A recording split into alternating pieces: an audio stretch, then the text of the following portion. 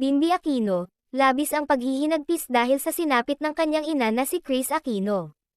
Labis ang lungkot at sakit ang nararanasan ng pamilya ni Kris Aquino dahil sa matinding pagsubok na kanyang pinagdadaanan. Ang kanilang pamilya, kaibigan, at mga fans ay labis na naaawa sa kanyang kalagayan. Sinong mag-aakala na ang dating masiyahin, madaldal, at sweet na si Kris ay haharap sa isang karamdaman na mahirap malunasan. Si Kris na kilala bilang matapang, mahusay at palabang host at isa sa nakilalang personalidad sa industriya bilang Queen of All Media. Dati siyang napapanood sa mga programa at pelikula. Sa paglipas ng panahon ay unti-unti na siyang nawala sa industriya at ang huling balita sa kanya ay humaharap siya sa sakit. Hindi naging biro ang dinaranas niyang sakit at kahit anong gawin ay patuloy pa rin itong nagbibigay ng takot sa kanyang pamilya.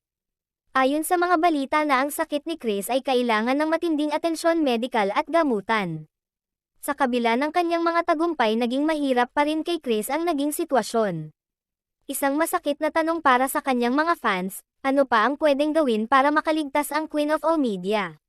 Dahil malala na ang kanyang kalagayan ay minabuti na ni Kris ang lumipad sa ibang bansa kasama ang kanyang mga doktor at nurses, para doon ipagpatuloy ang kanyang pagpapagamot.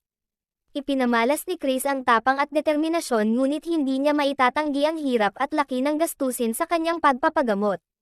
Sa kabila ng kanyang sitwasyon ay hindi nawala ang lakas ng loob na siyang nagsisilbing inspirasyon hindi lang sa kanyang mga anak na si Josh at Bimby, pati na rin sa kanyang mga kaibigan, fans at mga mahal sa buhay na patuloy na nagdarasal para sa kanyang kagalingan.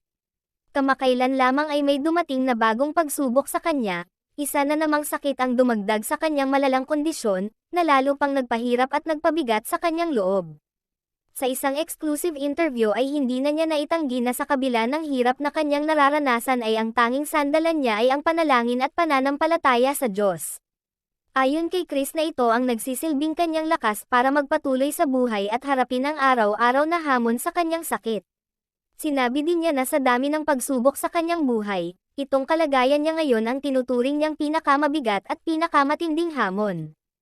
Sa ngayon ipinaubaya na ni Kris ang kanyang buhay sa Diyos para sa plano sa kanyang buhay.